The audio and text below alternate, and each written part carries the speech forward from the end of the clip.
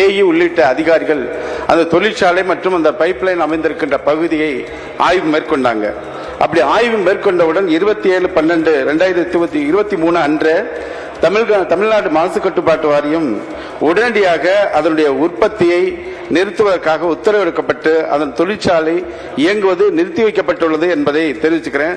நமது மாண்புமிகு சட்டமன்ற உறுப்பினர் திரு இரா அருள் அவர்கள் தொழிற்சாலை இயங்குறதா சொல்லியிருக்காங்க. அது முற்றிலும் தவறான தகவல். தற்பொழுது நிறுத்தப்பட்டிருக்கிறது என்பதை தெரிவிச்சுக்கிறேன்.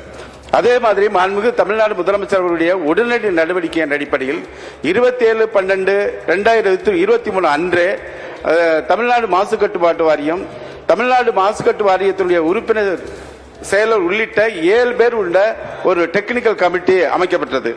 உடனடியாக அந்த கமிட்டியை நேரடியாக அந்த தொழிற்சாலை மற்றும் பைப்லைன் இருக்கின்ற பகுதியை ஆய்வு செய்து உடனடியாக அவங்க ஒரு அறிக்கை தர்றாங்க.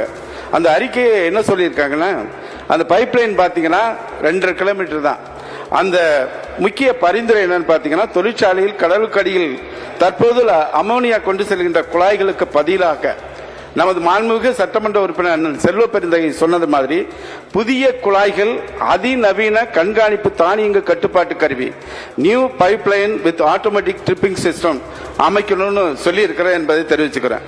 அதே மாதிரி அந்த இப்படி விபத்து ஏற்படுகின்ற பொழுது விபத்து தடுப்பதற்கான சாதனங்கள் அத்தனையும் அமைக்கப்படணும். எண்ணூர் பகுதியில் அமோனியா கசிவு விவகாரம் தொடர்பாக சட்டப்பேரவையில் கவன ஈர்ப்பு தீர்மானம் கொண்டுவரப்பட்டிருக்கிறது.